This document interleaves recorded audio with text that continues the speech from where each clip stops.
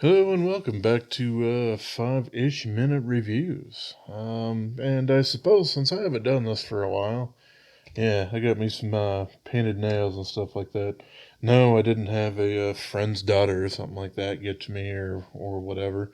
Something I've done for, geez, at this point, like 23 years or so.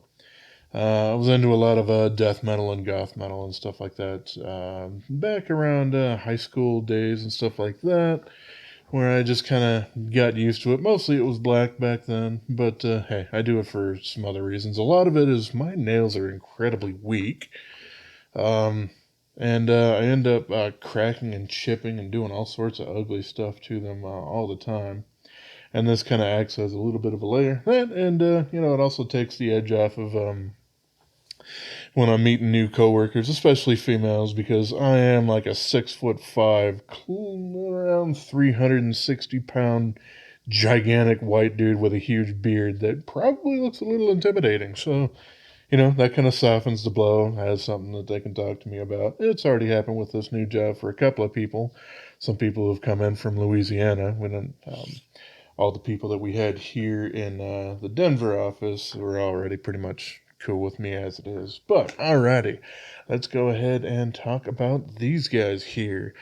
These are both Ontario cutlery knives here. They are kind of chef's knives, or well, this of course is a chef's knife, and we have kind of a utility knife, and this one's fully serrated. These guys were on ridiculous sale on I think KnifeCenter.com, but it's probably due to these things most likely being discontinued, as well as a lot of other knives, as Ontario transitions into being owned by someone not themselves. That's right, they're kind of in their current state, not going to exist for much longer.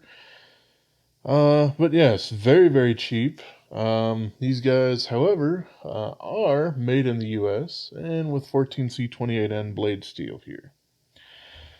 I think they're called the Agilite series knives and stuff like that. Kind of looking at this, maybe you might think, oh wow, they're actually using Ultim or something like that. No, this is just straight up acrylic, which I guess Ultim is kind of a special kind of form of acrylic thermoplastic or whatever. But this is just, your standard plastic stuff here. Not very much full tang in the way here. You can see we don't have the blade sticking out or coming close to that back end. Yeah, we got some rubberized handles going on here. Very, very neutral. We can definitely see the seams and all of that sort of stuff. This guy, the utility knife, pretty nice. It's got a lot of flex to it, but for those kind of things that you might actually want some serrations for, if you're trying to tear down some rather tough on the outside kind of vegetation or something like that, without having a much larger knife to apply a lot more downward force and everything like that, so it ends up working out pretty darn well. So this was great. This guy, the chef's knife, and this is a huge chef knife. It's like 9 inches or something like that for the blade. Let's see. Yeah, a little over 9. They quote it as 9.5. It's not quite that. But that is quite a bit larger than a lot of other chef's knives. The average is right around 8 inches. You can get 10 or they do make 12/13 inch chef's knives, but usually they're really thick spine. They're designed for like lobsters and stuff like that. But this one, unfortunately, just like this guy here, massive amount of flex. This is basically like an enormous, I wouldn't say fillet knife. It's not quite that flexible, but definitely a boning knife. And this one had a real big problem of it was just dull, straight up dull. There was a little portion around here that was actually nice and sharp, but the tip, nothing at all. And the heel, they didn't even attempt to try to sharpen it all the way. Now, these are pretty cheap knives. And it doesn't necessarily matter if we're here in the States or elsewhere. labor's labor, and these are not something that they really gave a huge amount of F's toward in the whole sharpening thing here. But this did take quite a bit of an effort to get them all nice and sharp. It is sharp now. Let's see if I can't find me something decent. Yeah, there's my phone book paper. And, looks like...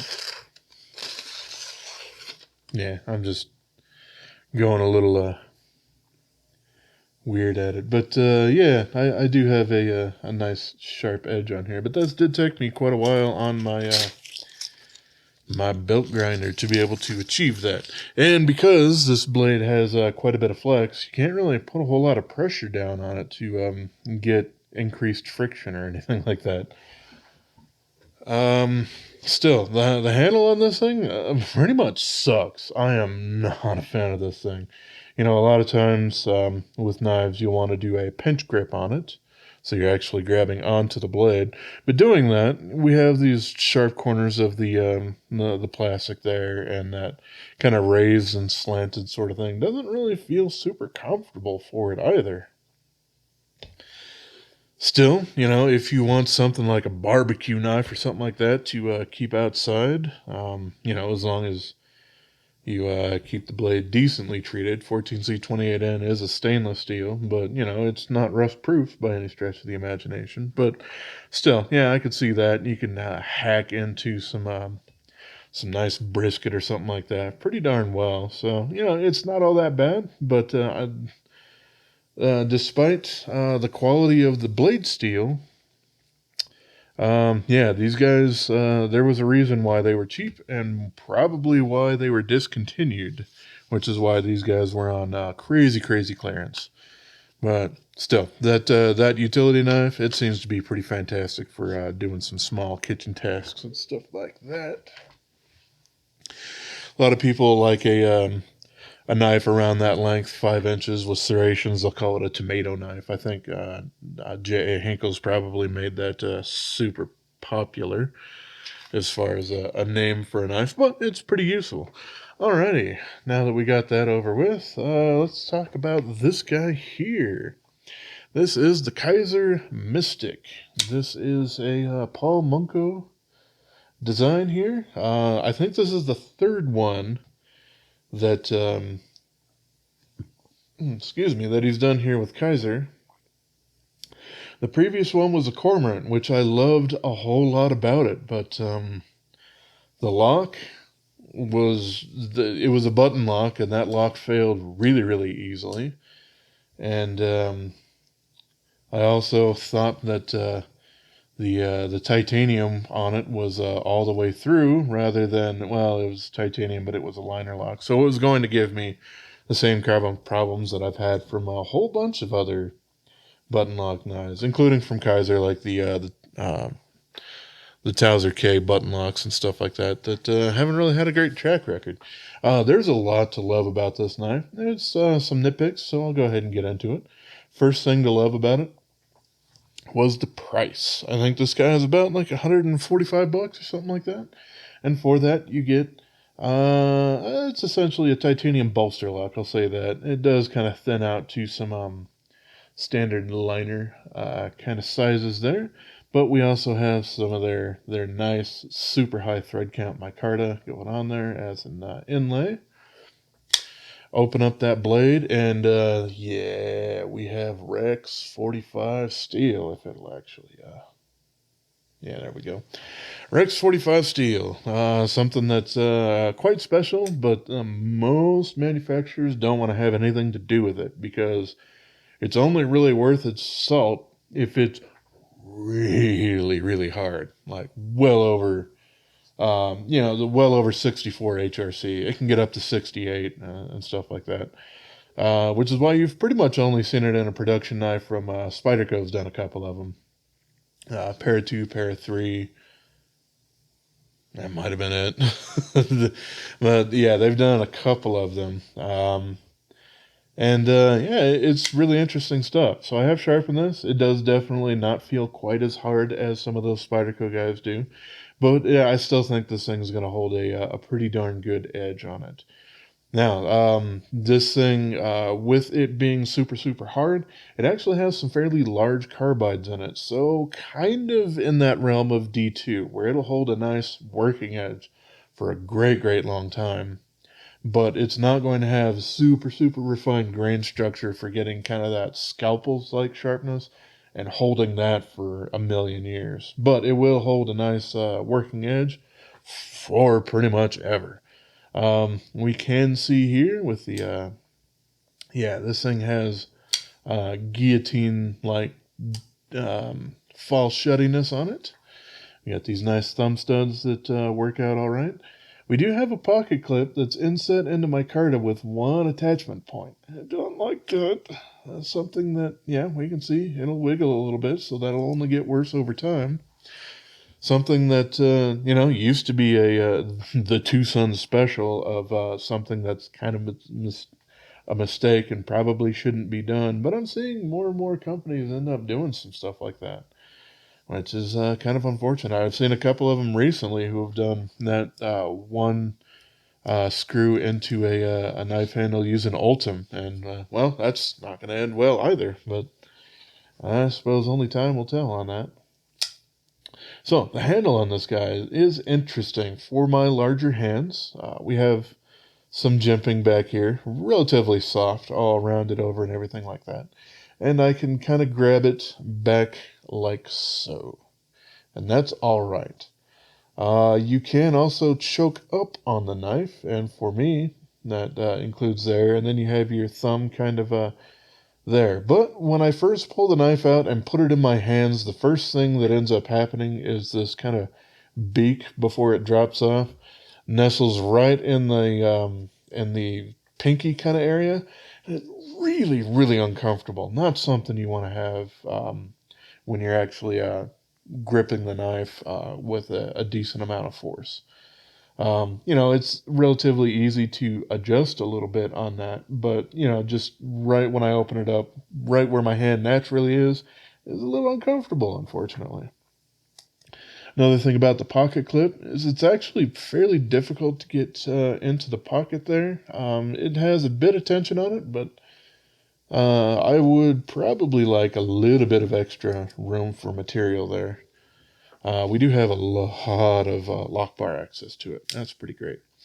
And we do have micarta for pivot collars on here. Kind of an interesting choice. Yeah, it ends up working out all right, but doesn't look super fancy. That's perfectly fine.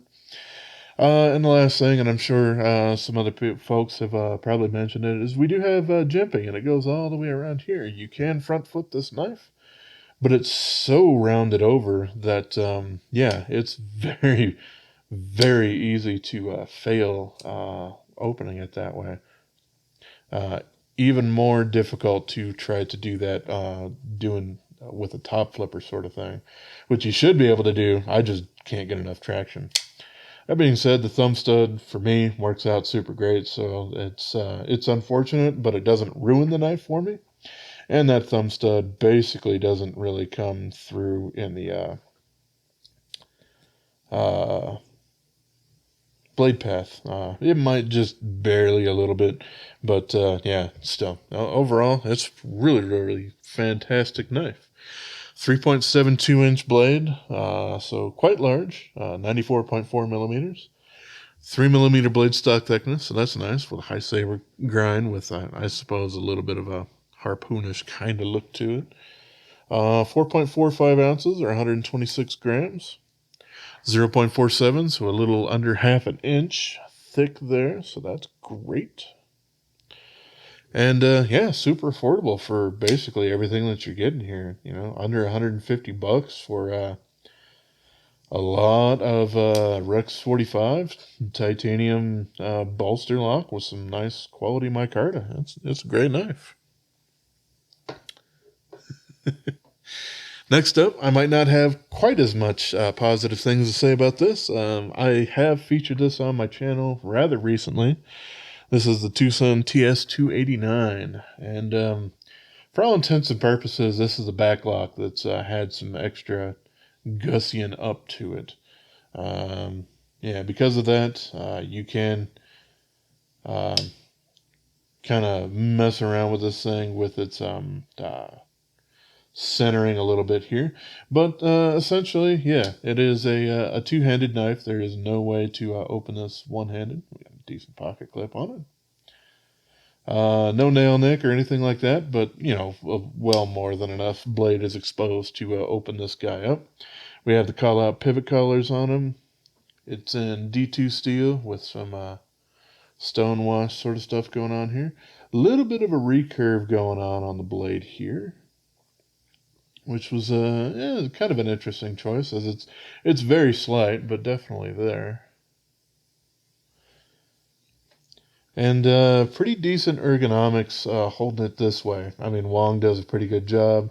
I think he probably has hands around my kind of size, so that does accommodate me a little bit more than some others. And you can sneak up a bit if you'd like. The blade itself isn't all that bad. For me, this whole backlock business just, it seems like it's solving a problem that wasn't really there. It does remove, being able to poke that in or, undeploy this or, fold it up like a buck knife. But essentially, this whole top scale here, with the cutout for the extra little guy, it's basically a little pivot thing, and then this pushes down that guy, which is attached to essentially the back spring. So, yeah, I mean, overall, it's an interesting design, but at the end of the day, this is kind of like a really overly complicated and maybe a little bit larger, kind of a buck 110 kind of thing. It's an interesting knife. It's definitely not going to be anybody's primary choice. But, if you're looking to get some kind of weird and out there oddball kind of knives, it's all right to have in the collection. Let's talk about some specs on them. We got a 3.57 inch blade, or 90.7 millimeters. 3.8 millimeter blade stock thickness. Probably a little thicker than it needs to be, but still, it's all right. Just over 6 ounces, though. 6.02 ounces, or 170 grams. And I don't think it really needs to be anywhere near that heavy. They didn't really do any weight relieving on the inside, probably because of a little bit of that milling and that extra piece there. It probably just would have cost over what they were intending for it. So the weight definitely suffers a bit for it. We got 0.54 millimeters here for it. It will be closer to exactly a half inch, but of course this guy here sticks up and does have some rubbing sort of thing. The fit and finish on mine in particular was pretty terrible out of the box. I had to remove some burrs and oil and do a whole bunch of stuff on it, which was kind of unfortunate. But still, that's 13.7 millimeters for the thickness on there. So yeah, it's a weird one, and it's kind of precarious, but you can close it one-handed. But you can also, as I showed in my video earlier, you can cut yourself on it pretty easily when you're trying to put this thing back together. Not that you really need to take it apart very often, but hey, there we are. Next up was a knife that I was pretty excited about when I saw it. And it's this guy here. This is a Real Steel Pathfinder. With, some nice blue micarta. I think at the time when I purchased this, it said denim micarta, but I got it and I'm like, oh, this is just blue standard canvas micarta. And then the information on it got updated. But it's all right. The pocket clip ends up working out quite well on it. And you can swap it to the other side. On mine, this piece here is essentially fused onto the liner there. I would probably need to, I don't know if it was some Loctite kind of a thing that was going on there, but I could not remove that. So I would probably need to tap on it once I've taken the knife apart to be able to release that so I can actually flip the clip. But supposedly it's possible to do that. We got a crossbar lock here. We got their tiny little thumb studs that they use on the Hugin or Hugin knife, as well as the Sacra, and they're kind of uncomfortable on those knives. This knife sucks. With these thumb studs, it's absolutely awful. I'm basically thinking I'll just take them off and leave them off. Now you can see my knife looks a little beat up. And basically this thing has stonewashed flats, and then it has a satin for the actual blade coming down here. And on mine was not sharp. There was a little portion of it that would actually bite into some paper, but it wasn't quite as bad as this, but very, very similar. And so I needed to sharpen the damn thing. And if you want to sharpen a Scandi grind properly, you need to hit all that, so immediately that satin finish completely goes away. Now for me, I ended up picking up this Work Sharp guy here. It's a tri-abrasive with 320, 600, and a ceramic on there. And yeah, it is a bit different than just trying to sharpen a normal knife on there. This thing technically has this weird pivoting thing that apparently helps if you're doing a standard sharpening. That doesn't actually follow the same kind of curve that does, so you really have to do everything kind of freehand on them. They're fairly forgiving in that particular manner, but yeah, these things are really, really difficult to get a nice full mirror polish out of it. One of the reasons why some of those Rockstead knives are well over $1,000 is some of the fit and finish and sharpening and stuff like that. But this guy is nice and sharp now. The ergonomics on it are fantastic. And this is a very traditional Puko kind of blade shape to it, as opposed to the Vosteed grind, which is another Scandi grind blade that I've had recently. But that one's a little bit more of a standard EDC shape. This is much more traditional. But yeah, the ergonomics end up working out great for it. Doing some feather sticks and stuff like that. It's all right. Much easier to do if you actually have a convex or a Scandi Vex kind of a grind to it. This comes all the way down to 0, so you have to be a little bit more careful to not just bite down into the wood, but skate along it. But still, this thing does a whole lot of whittling and stuff like that pretty well. The 14C 28N on this, at least, for it coming down to this 0 degree sort of thing, feels maybe a little soft, which is unfortunate. Obviously you can strap this thing back up pretty darn quick now that you've actually got a decent edge on it.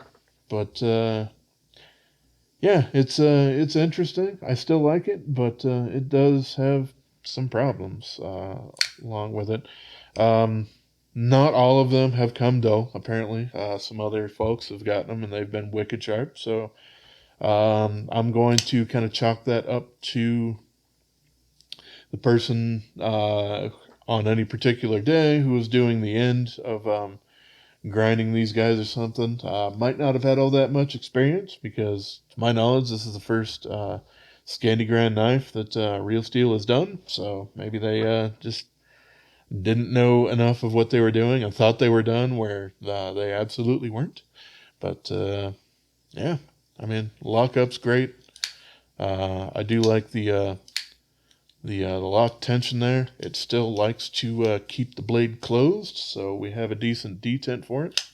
I wish those thumb studs were a hell of a lot better. They don't really have room for them to be any larger, but it's definitely a consideration. But still, like I said, I pretty much plan on just taking them off and just using centrifugal force to open these guys up. Alrighty, and the last one here. This guy, it's a little tiny one. It's a Mocenary knife. This is the MK13. Oh, you know what? I didn't go through some specs over here on this guy. So, my bad on there. We got a 3.77 inch blade. 14C28N, 3.1 millimeter blade stock thickness on them, 4.64 ounces or 131.5 grams, so fairly heavy on them. 0.58 inches for the handle scale here, so a little bit thicker than normal, but it does have some contouring on it that is definitely needed. And that's 14.6 millimeters for it. But yeah, that was it for that guy there. So let's go ahead and talk about this guy now. This is the Mocenary MK13. And I thought this thing was a little larger than it is. But still, it's an interesting knife here. This is an integral titanium frame lock here. And we have this hole, which we can, well, if we're not going to mess anything up, we can reverse flick that guy. We can slow roll it open pretty darn well, and it's also a front flipper. Ends up working out great. We have kind of a modified, man, that is right in between a sheep's foot and a Warncliffe, but still, it's not perfectly straight, so, you know, modified or whatever. But yes, this is using CPM 20 CV steel, which they've started to use recently, kind of phasing out M390. Maybe because they purchased a large amount of 154 CM for some of their more budget knives, then that particular order made more sense to go with 20 CV over M390. I don't know. They're metallurgically identical, or as near as makes no difference identical. But yeah, and we have a little pivot collar in here. This is built like most of the integrals, so this kind of guy will pop out. There's a little bit of a hub that needs to be turned to remove to get to the bearings and all the gubbins in there. We can see the lockup is kind of late on this guy. It's you know, right around 50-55% or something like that out of the box. That might worry me for a thin steel liner lock. But this guy, even if it's pushed all the way over, it's not going to fail. There's way too much material in there, so I don't particularly mind on there. We do have scallops for some lock bar relief there, but absolutely no cutout or anything like that. This one might be difficult to use with gloves, but then again, this is also a fairly small knife, so you know, you probably wouldn't be using this with gloves at all. We do have an interesting pocket clip sort of situation here. Something that it's a fantastic idea, and they should probably implement this on some other stuff here. We essentially have one pocket, or one screw that goes down into it, but we also have kind of a little indentation that it sits in there, so it actually has more than one kind of attachment point there, and then that acts as a little lanyard hole there. We do have a scooped out kind of area there, so it's not super flat. That helps with the blade on it.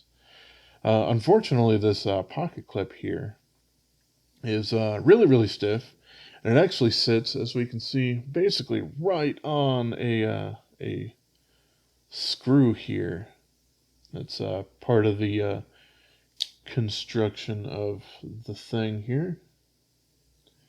It's basically the over travel stop, if I remember it. Yeah. So it acts as the over travel stop, but it's just kind of unfortunately placed. Might have been better if it was back behind the little dip here. It's not terrible, but you know, it might have been just a little bit better thought out. But yeah, we got some crosshatch patterns and stuff like that back there. It was pretty attractive, but my hand's way too small for me to. If I was to actually use that as subtraction points, I'm getting 2 fingers on this knife. So that's not going to happen. But we can get pretty close to a four finger grip on it. Of course, that's my thumb being way over where the little jimping and stuff is for it. But still, relatively impressive blade. Just like all the rest of them, they do a sandblast finish on the blade itself. It's not my favorite. It does definitely hide fingerprints, but what it doesn't do is hide scratches. and it does actually have quite a bit of a deterrent or a detrimental effect on corrosion resistance of a particular blade steel. However, it's 20 CV. It's got 20% chromium in there, making all sorts of carbides and making that chromium oxide on the outside of it. So that's really not something that I worry about with this particular model here. I have reprofiled it to 15 degrees behind the edge, and it did take quite a bit of work. These guys are doing the blade steel quite well. They have at different points in time kind of showed on their Instagram feed doing some HRC tests. Wasn't on this knife, but they were hitting 60 or a little bit over. I think it was like 60.4 or something like that. And a different video which did have some of these blades and some others where they were doing sub-zero cryogenic treatment or whatever on some of them after the fact. So that's nice to see that they actually do have those policies in place. That was something that some of the Italians were kind of lacking in their M390 implementation, which was kind of leading to them not performing anywhere near as well as they could.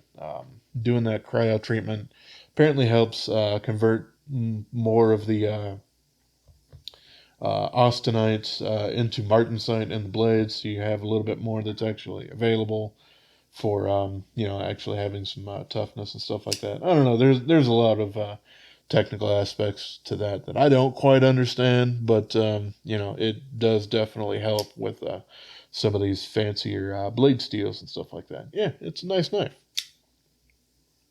Just very small, but still feels very, very quality. Cuts very quality. Yeah, it's a good thing. But alrighty, yep, that's what we got here. We got the Mocenary MK13. Let's talk about some stats here. 2.9 inches, so under 3-inch blade all day long. So, if you have a 3-inch restriction in your area, this thing, you can still carry it. 3.2 millimeter blade stock thickness, maybe just a little bit thicker than I think might be necessary on a blade this size, but still, it's not like 3.8 or 4 millimeters, which is what TwoSun would immediately do to this thing. We got 2.84 ounces, so it is just under that ounce an inch mark, which is pretty impressive for a titanium frame lock here, or 80.5 grams. And the handle thickness here, we got 0.47 of an inch. That's 11.9 millimeters on here. So, yeah. And this guy was around 130, I think, something like that, where they sell them on their AliExpress store, which is the only place that I've seen them. But, yeah, they are making a quality product. But there we are with that. We got the Real Steel Pathfinder, which hopefully, if you have purchased or plan on purchasing it, your blade will actually come sharp out of the factory. Just keep in mind that these thumb studs are a little sharp feeling. We got the TS289, a curiosity at best, something I wouldn't suggest to be your go-to EDC knife. We got the Kizer Mystic, which is fantastic and has just amazing stats and everything like that for the price. And then we got the Ontario chef and utility knives, which I think they're probably sold out at this point, but still, I wouldn't really suggest at least the large chef's knife. This little utility knife, though, can be pretty useful. But that's everything I got. I probably went a little bit over on this one, maybe a little bit out of practice on it. But yeah, you know what? I'm feeling good about it, so we'll go ahead and leave it at that. As always, I appreciate y'all for watching, and have yourself a wonderful rest of your day, yo. And subscribe and all that good stuff. Catch y'all in the next one.